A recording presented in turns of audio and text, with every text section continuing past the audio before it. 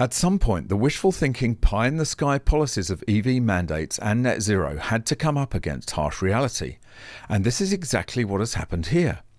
Scientifically illiterate governments push for rushed transition to electric vehicles and charging infrastructure without any concept of what it will actually mean or what consequences there may be. Governments expect us all to drive EVs despite the number of people who live in apartment blocks with underground parking or people with no off-street parking at all.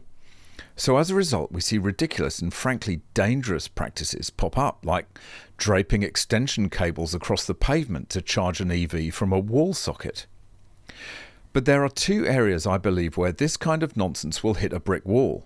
The first is insurance and the second is fire prevention. We'll cover the insurance nightmare in another video, but today we have a fire department making it abundantly clear that from their perspective, EV charging in an enclosed space is the equivalent of dealing with a fireworks factory, and I'm not about to disagree with that assessment.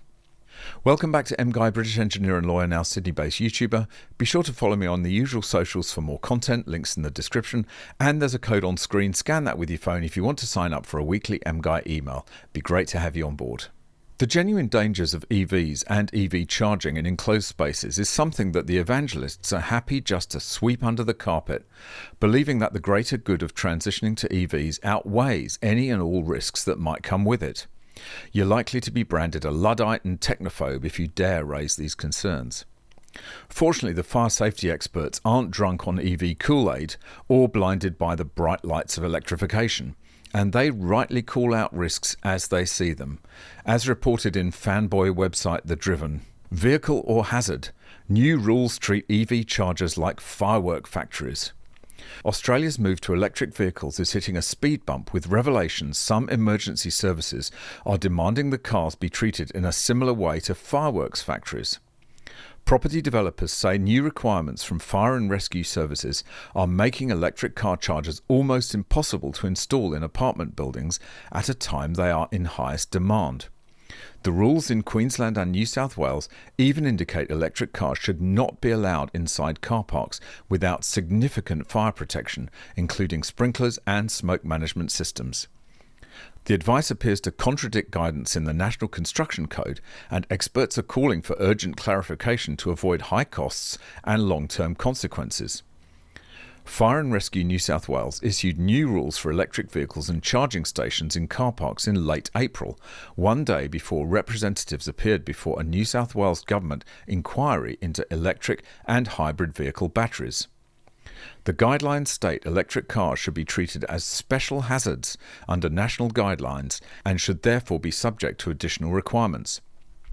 According to the service's position statement, these include keeping vehicles and chargers outside buildings and away from doors where possible, and installing fire sprinkler systems and hydrants inside, as well as enhanced smoke detection and alarm systems.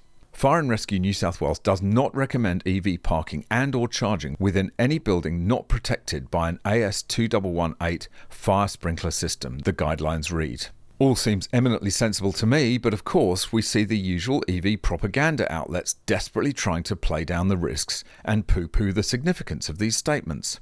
Electric Vehicle Council Energy and Infrastructure Head Ross Durango says the existing requirements are comprehensive and working, and the additional demands are not justified by the experience of electric vehicles in Australia or overseas.